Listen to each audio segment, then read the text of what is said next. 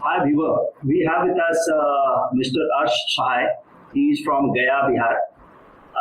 Arsh has scored 99.57 percentile in the CAT 2019, and he is currently doing MBA from IIM Shillong. Welcome, Harsh. Welcome on board. Thank you, sir. Yeah. Harsh, tell us a bit about your journey of doing MBA. I mean, a bit about your academic background from beginning and the family background itself. So I am based in Gaya, Bihar. My family is based. I am the only son of, and I completed my up to class 12th study. I did it from my hometown itself, and then I went on to pursue engineering, civil engineering, from Jadavpur University in Calcutta, and I graduated in 2017. And then I worked with Simplex Infrastructures for around 5 months, and then I had another offer from Infosys, so I joined that and I worked there for 1.5 years. And in 2019, I joined IIM Shillong, and right now I am in the second year. Okay. So you're currently into the second year. So the first year was in the class. Like, have you been to the class? Yeah, I was in the campus. Okay. How was the experience in the campus? Yeah, it was completely different from the online classes. Okay. Okay. Yeah. Tell us a bit about the campus life out there. Like, what all were there? Okay, so at present, the campus of IIM Shillong is the temporary one. We have built one permanent as well, but we haven't shifted yet. Probably will shift next year.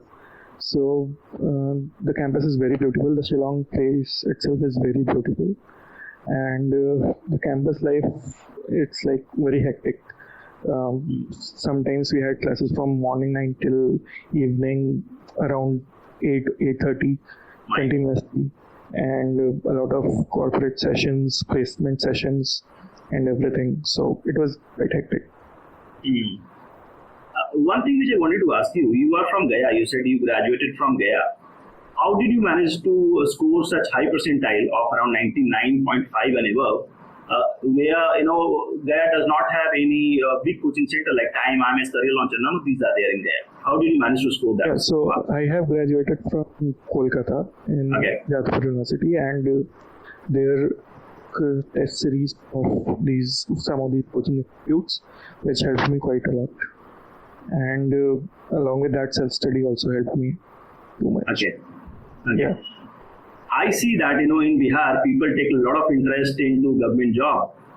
Very few people are there. I mean, I see very few people are there who is going towards management education. What is your say into it? How did you generate interest into these educations? Yeah, because like after graduation, I had few options like GATE and UPSC. So I took GATE and CAT both in my final year, and because of my job at Simplex Infrastructures, I was able to gauge my interest that civil engineering is not something that I will be able to pursue for my rest of my life. So I thought that, and the kind of exposure that I would get in a B school, and the kind of different options to go for different streams I would get in a B school, that was something that quite I found that quite engaging, and I got myself into preparation of CAT. थोड़ी family के बारे में बताइए. Tell us a bit about your family background. Family में और कौन-कौन है क्या? So my father is working with Oriental Insurance, and he's posted in Gaya itself, and my mother is a housewife, and just the three of us at our home. Okay. Yeah. So, how did you, you said that you prepared your CAT exams from Calcutta itself, right? Not from Gaya, right? Okay. So, in spite of having so high percentile, around 99.57 percentile, you did not make it to any of the old IIMs, like IIM ABC or other Lucknow or other IIMs. What was the reason behind it? Did you manage to find out anything? Actually, despite getting 19.57 percentile, actually I had a better percentile in 2017 itself, but still I couldn't get a call from these IIMs because of my low graduation score. I had 67% in my graduation and 86% in 10th and 90% in 12th. So they have a tough criteria based on academics and past performance. And I did not the sufficient work ex as well as at that point of time. So most of the I did not even give me a call, and I missed Kozhikode by 1 marks in my final merit list. Okay. Yeah. So what are the other colleges option you had apart from IIM Shillong? So I took admission in 2019 in IIM Shillong. In 2018, when I took the MBA entrance exams, I had the admission from Narsee Monjee, Mumbai. But I thought that I should give another try, and I tried to get into a better college. In 2019, I had an offer from a non-flagship program of MDI Gurgaon.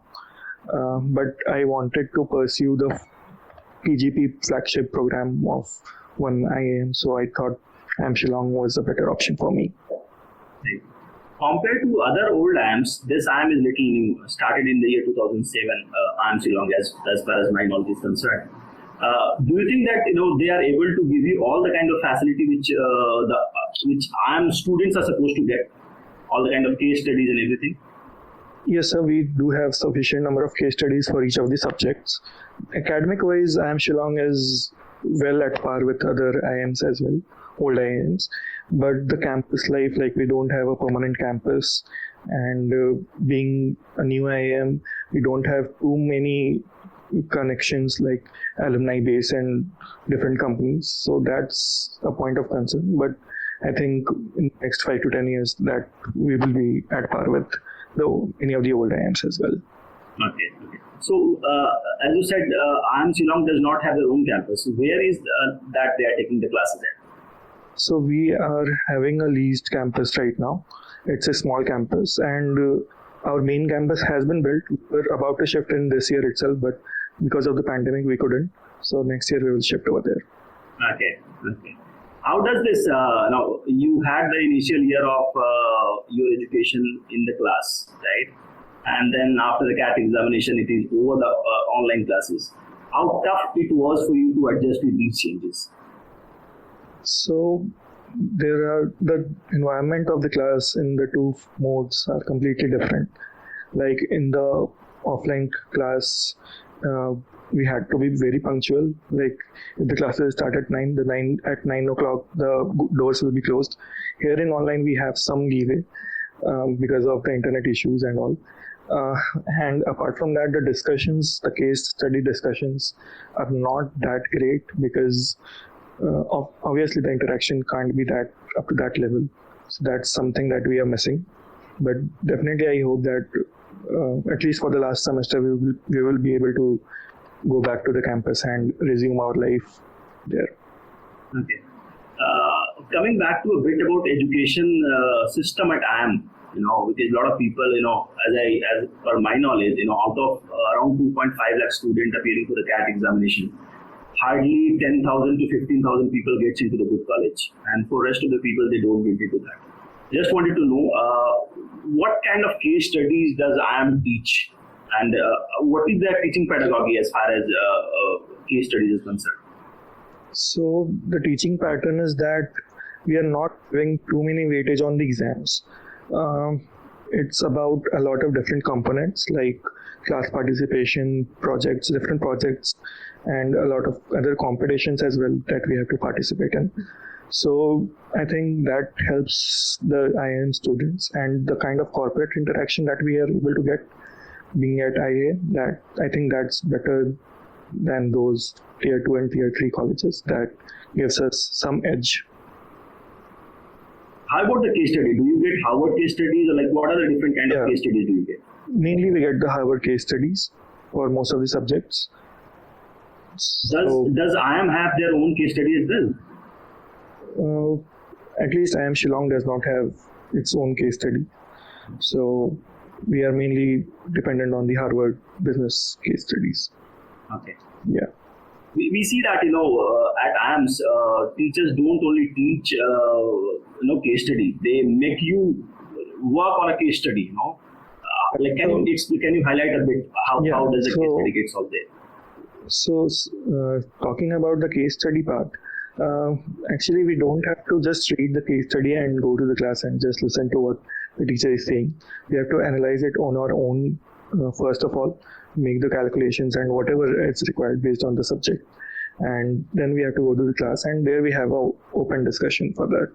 So I think that's the best part of being in the offline class, that helps us to learn more than that. And we also, since IIM Shillong is one of the most diverse PE schools, so we are able to get perspective from a lot of different students who have different backgrounds, and that helps as well. Okay. Wanted to know a little bit more on that side. Do you get the case studies, to get solved a day prior? Say, for example, if you need to solve a case study on Tuesday, do you get that case study on Monday so that you can read it up and then prepare yourself and go to class? Yes, sir. So most of the subjects, we get the case study prior to it, and maybe a couple of days prior, so that we go through it, prepare it.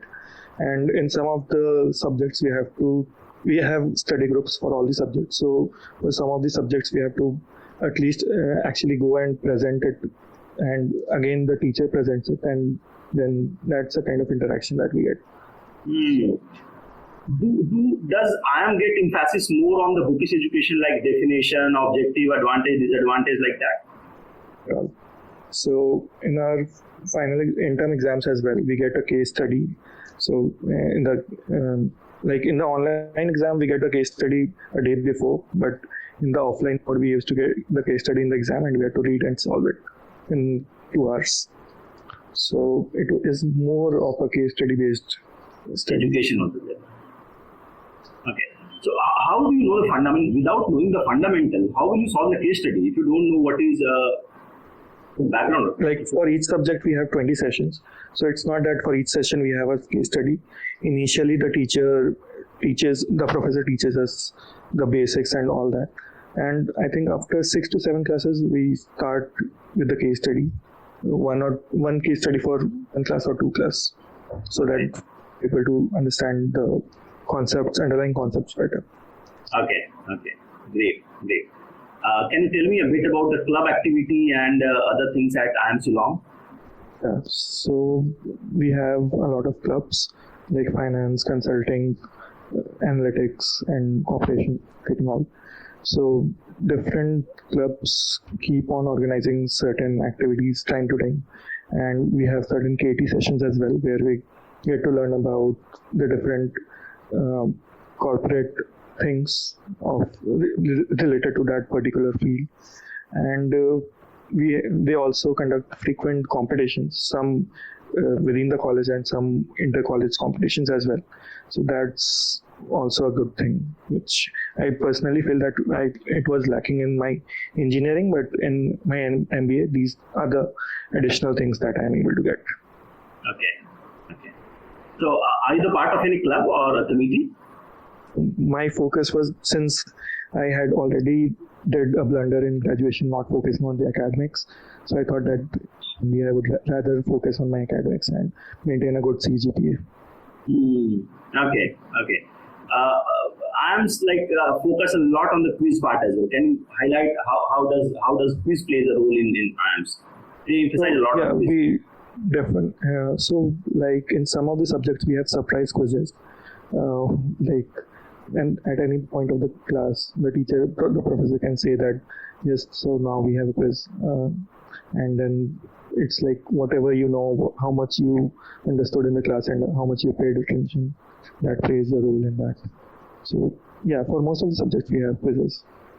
So, does that quiz related to the general education, or it's related to the class education, whatever they are teaching in the class? Mainly related to the class education. Okay. Yeah. Okay. So what is the daily schedule of a student? I mean, when you were the part in the campus, what was your daily schedule starting from the morning? So morning we used to wake up around 8. I used to wake up around 8 and have my breakfast and took bath and went on for classes from 9 o'clock. And whatever, depending on the number of classes on that day. After that, we had certain assignments, certain group projects and all that. And if we might have some corporate sessions as well during the evening hours. So after that, completing all the assignments, it used to be around 12 or 1 in the midnight. So then I used to go to sleep. Okay.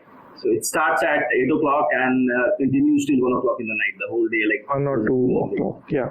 Depending on the assignments and how much pressure we had.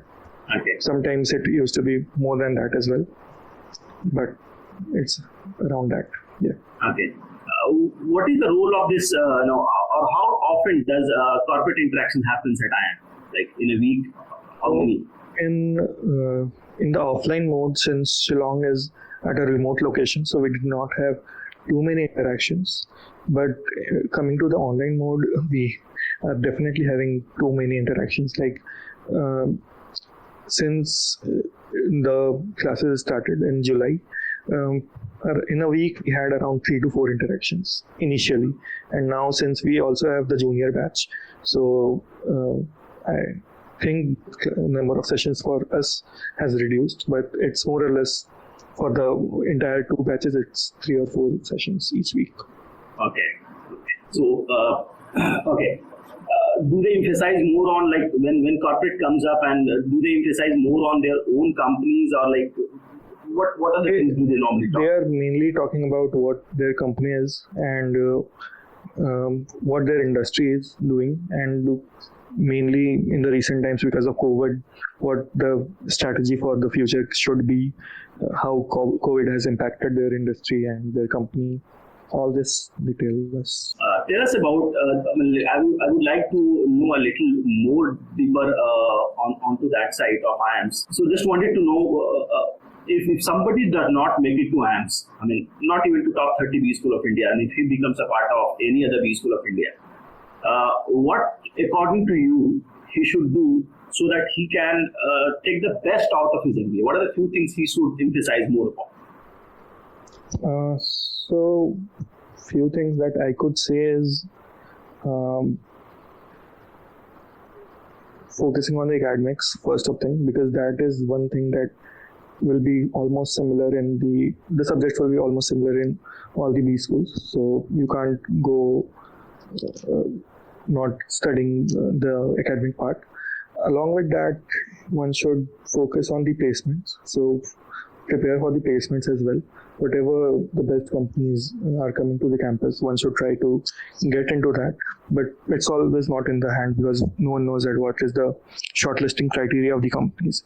So if that's the case and you are not getting into the top companies, then one should at least be aware that what one is seeing in the next 5 to 10 years, like in which stream you want to pursue your career in.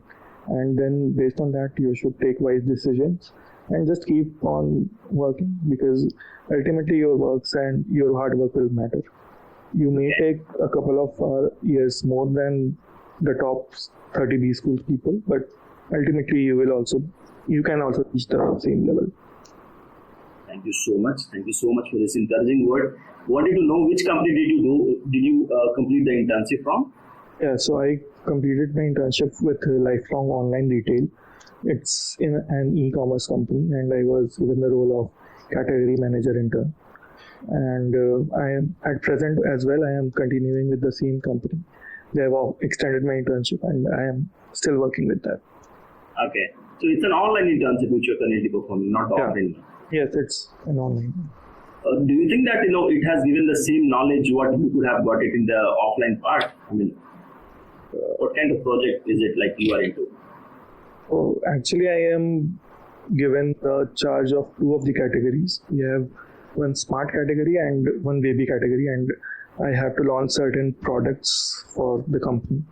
The baby category is completely new, and I'm working on it.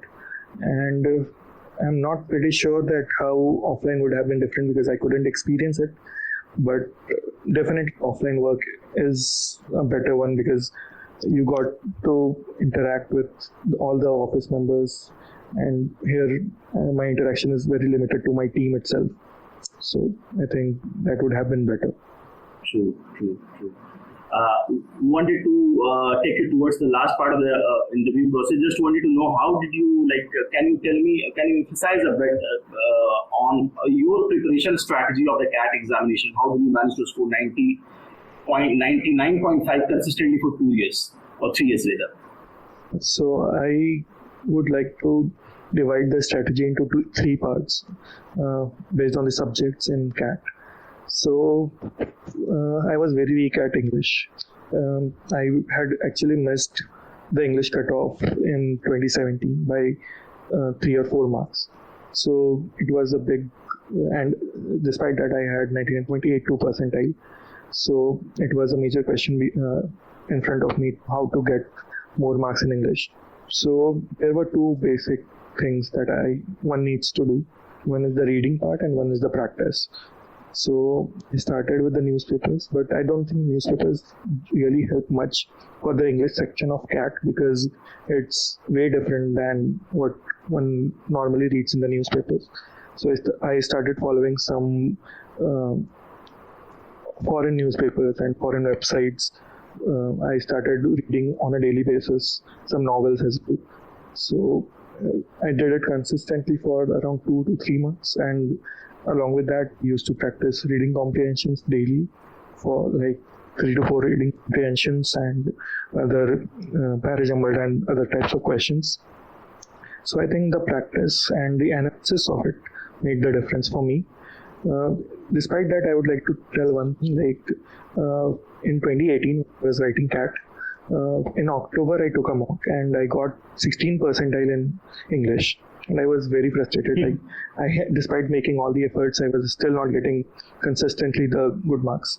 And I still did keep the basics.